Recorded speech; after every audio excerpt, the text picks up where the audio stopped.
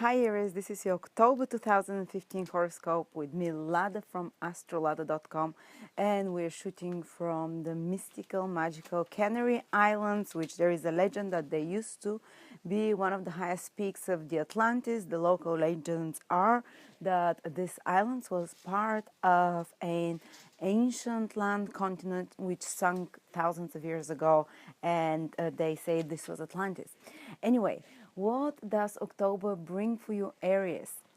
First of all, let's see. The most important thing that is happening this month in October, and that is going to be active for you for the next 18 months actually. It starts from October and it continues for a year and a half after that, is that the nodes of the moon, the south and north nodes of the moon, which are also known as Ketu and Rahu.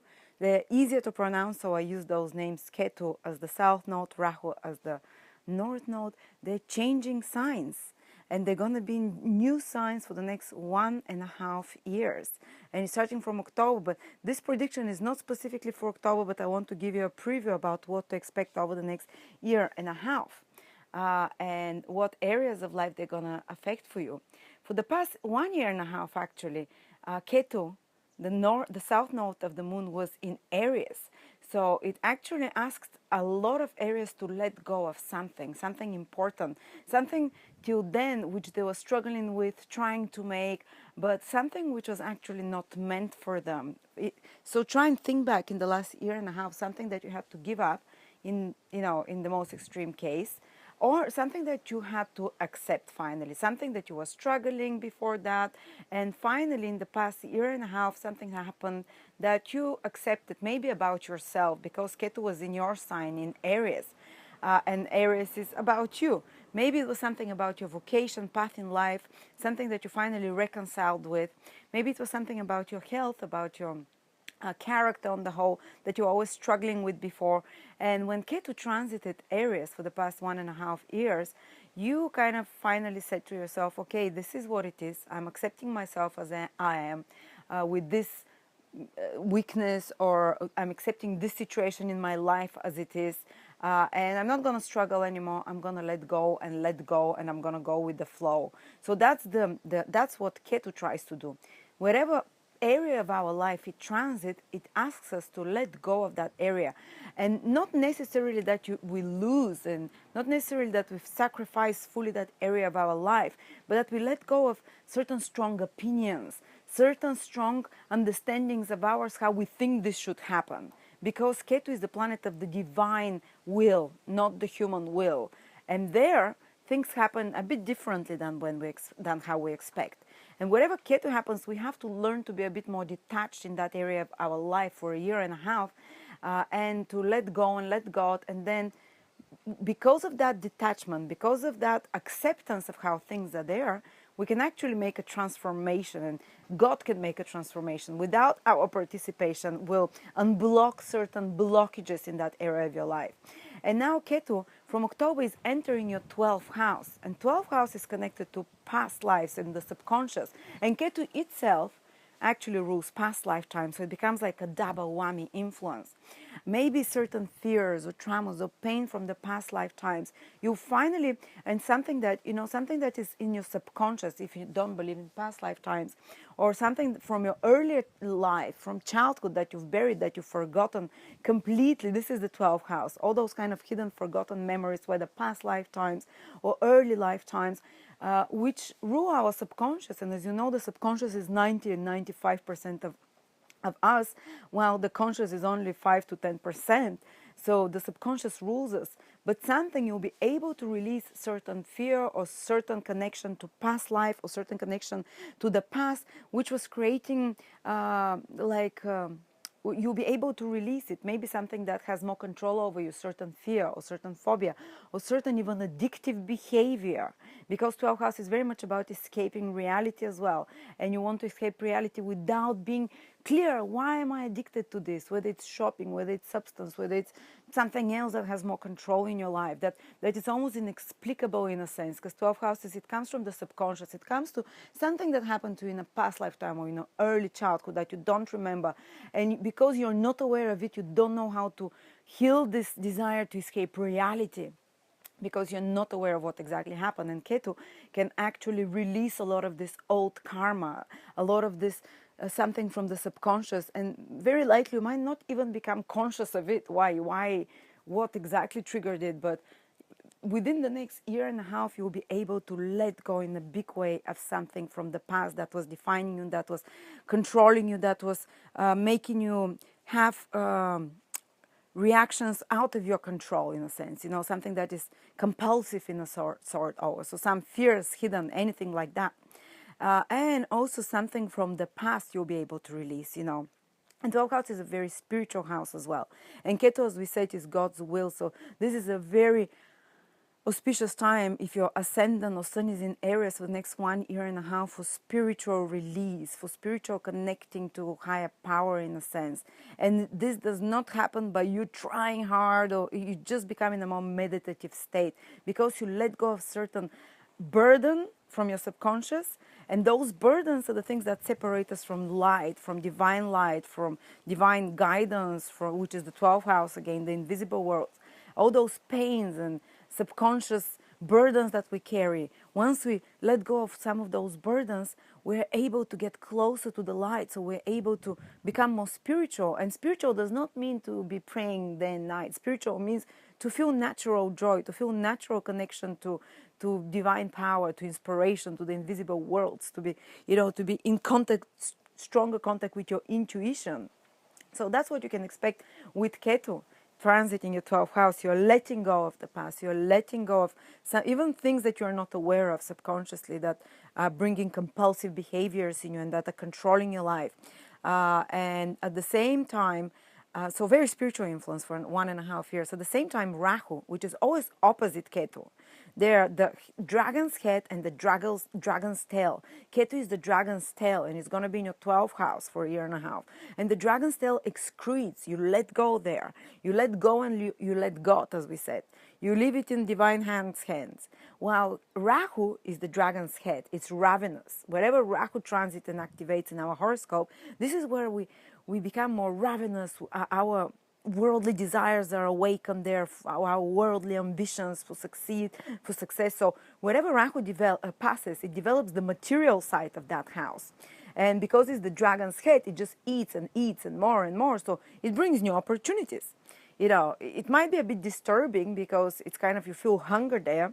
And Rahu will be going into your 6th house for 1.5 years. So you start developing hunger for work. You might become like workaholic in a sense sometimes. If you haven't been able to develop certain aspects of work, now while Rahu for 1.5 years is in your 6th house, you definitely will find new, more progressive ways to work. Rahu rules foreign influences, maybe foreign new ideas, new progressive ideas and technologies you might involve in your work process, more technological sources, new technologies in some way, something which sounds a bit unfamiliar and foreign to you, but something which can help you develop more efficiency when it comes to your work, which can help you develop more order, and which can help you develop more productivity as well. This is all 6th house. And on another level, the 6th house is your personal organization in life. So Rahu can make you become more obsessed on that level. If you're someone messy, maybe Rahu transiting your 6th house over the next 1.5 years can bring the material design in you to have more order around you in some way. Another thing that can happen is that 6th house rules your health. And health, the routines that you keep, the routines that you have in order to maintain your body, in order to function in this world, And Rahu transiting there will basically maybe bring strong desire for you to start new health routines, to start new health regimes, maybe escalate the desire to see yourself in a smoking body, for example, or the desire to start using some new alternative methods, foreign methods, or new progressive methods for healing, for your health. And Jupiter is also in your 6th house, so Jupiter expands and brings knowledge and clarity. Rahu brings the material resources for this thing and the drive and the desire. So combine having the knowledge for the next year and a half with the drive and the desire, and you can achieve miracles when it comes to your health, improving your health, But usually this might be triggered by certain crisis in your health. So it kind of, or dissatisfaction. So it rings the bell for you that, okay, now I have to adopt this style of living, this new routines, these health routines, or this new work routines. As I said, sixth house is also your work. Maybe you can get a new job, or maybe something has to change in the environment in your job over the next 1 year and a half, and you have to adapt to it. But it brings new opportunities. It expands that area of health and work in your life. Okay, that's overall for a year and a half with the nodes of the moon changing. Signs. What about October in particular? There is a lot of focus on relationships because the Sun and Mercury in your seventh house. So it's better for you to cooperate with others and to look for the support, maybe for associates, for some contracts to sign, to partner with another person rather than trying to do things on your own. Because the energy, the ball is in other people, in the seventh house, in Libra. And cooperating and working with others will be more productive, or you might have to spend more attention, more time with your partner, business or personal partner. There might be certain important developments in your relationship. And Mercury is turning direct in your seventh house, so it means you are concluding certain arrangements to do with partnerships, with contracts, with other people, some business or project that you're working with another person, or some contract that you're going to finally sign, which started from September. This kind of negotiations or this kind of important conversations with a loved person, with a partner, business or personal marriage partner, will end by October, and you'd have made certain resolutions, certain agreement. You'd have come across certain agreement. Seventh house is also business, interactions with others on one-to-one. So you'll be arranging certain things already from September, managing certain things with other people, whether it's your clients, whether it's, again, other, whatever it is, combining together your powers on certain project. And by October, when Mercury turns direct, you'd start seeing the results of those arrangements. Or you might be working, I said that already. And another energy that is important for you is that there are 3 planets in your sixth house. And we already mentioned that Jupiter and the North Node, Rahu, are in your sixth house in Virgo. But there will be 3 more planets. Mars will be there, and Venus, 2 more planets. So altogether, Jupiter, Mars, Venus, and Rahu will be in your sixth house in October. So there's definitely focus on work, on responsibilities, on duties. You can, for example, if you're looking for a job, for employment, you can find one. Or if you're looking for employees to work for you, you can find such. Or if you're looking for improving on your health, for example, you have more energy because Mars and Jupiter join together around the middle of the month. And whatever Jupiter joins, as we said, it expands it. And Mars is your willpower. So you might have like a burst of willpower to do work, to run errands, quite busy, to get things done, especially on the practical level, practical things, to organize, to manage, to systemize things, to make them more productive, more efficient. You get more work, for example, or you can get like a burst of willpower to start a new fitness regime, or to start on some detox regime, on cleansing your body, on improving your health in some way.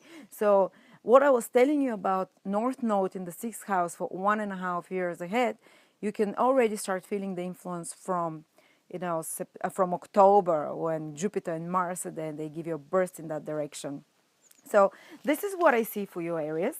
I don't give you specific degrees this time because there is nothing stressing Aries too much. October is quite a peaceful month, to be honest, but focus on others, relationship with others, cooperating with others, sorting out things with others, deals, whatever, and on work as well. So this is and health routines and health improvements of some sort. So that's your horoscope from the mystical Canary Islands of the south, of the coast of Africa. Thank you very much.